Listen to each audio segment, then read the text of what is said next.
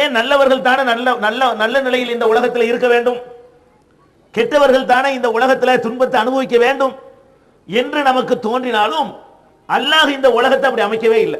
ஏன் அப்படி அமைக்கல? நல்லது செஞ்சவனை எல்லாம் உலகத்தில் ஏன் கஷ்டப்படுத்துறான்? கெட்டது செஞ்சவர்களை எல்லாம் ஏன் நல்ல நிலையில் வைக்கிறான்?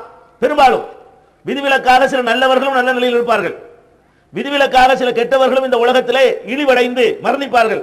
அது ரொம்ப கம்மி. அதிகமான பேரை நீங்கள் எடுத்துக்கொண்டீர்களே ஆனால் நல்லவங்க தான் கஷ்டப்படுறாங்க, கெட்டவங்க தான் நல்லா இருக்கிறாங்க. ஏன் அல்லாஹ் இப்படி நம்மளை அமைச்சிருக்கிறான் இந்த உலகத்தை என்றால், இந்த உலகம் அல்லாஹ்வுடைய பார்வையில் ஒரு கொசுவுடைய ரெக்கைக்கு கூட சமானம் இல்லை. நமக்கு இது பெரிய மதிப்பா தெரிகிறது. இந்த வீடு வாசல் காரு பங்களா சொத்து சுகம் நகை நட்டு இதுகளெல்லாம் நமக்கு என்ன இருக்கு, இதெல்லாம் ஒரு பயங்கரமான பாக்கியம் என்று நம்ம நினைக்கிறோம். நம்முடைய பார்வையில் இதெல்லாம் ஒரு மகத்தான பொருட்களாக தென்படுகின்றன. ஆனா அல்லாஹ்வுடைய பார்வையில் பார்த்தீங்கன்னு சொன்னா இது ஒண்ணுமே இல்லை. இந்த ஒட்டுமொத்த உலகத்தினுடைய மதிப்பு அல்லாஹ்விடத்துல ஒரு கொசுவுடைய ரெக்கைக்கு நீங்க என்ன மதிப்பு கொடுப்பீங்க? ஏன் அப்படி பார்க்கறான்?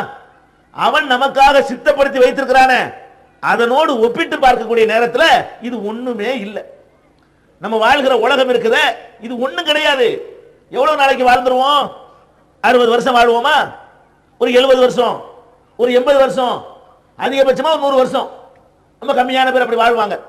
இவ்வளவுதானே வாழ்க்கை. அப்போ ஒரு 100 வருஷம் 50 வருஷம் வாழக்கூடிய வாழ்க்கையை நம்ம பெருசுங்கிறோம்.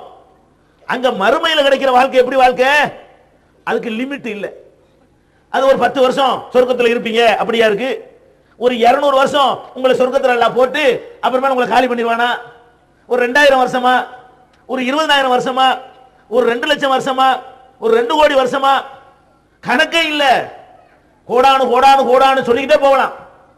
அப்ப அழிவு இல்லாத நிரந்தரமான ஒரு அழியாத பெருவாழ்வை அல்லாஹ் தர இருக்கிறானே, அந்த காலகட்டத்தோடு ஒப்பிட்டு பார்க்கும் பொழுது இந்த 60 100லாம் ஒரு நம்பரா? இதெல்லாம் ஒரு பெரிய மதிப்பு மிக்கதா? அப்ப இந்த 50 30 40 வருஷத்துல நம்ம கஷ்டப்படுவதன் மூலமாக, அதை சகித்துக் கொள்வதன் மூலமாக நமக்கு அழியாத பெருவாழ்க்கையில நம்ம நல்லா இருக்க போறோம். அங்க நல்லா இருக்கிறதுக்காகத்தான் இங்க அல்லாஹ் நம்மை சோதிக்கிறான், நம்மை கஷ்டப்படுத்துகிறான், நமக்கு துன்பங்களை தருகிறான் அப்படின்னு விளங்கிக் கொள்ள வேண்டும்.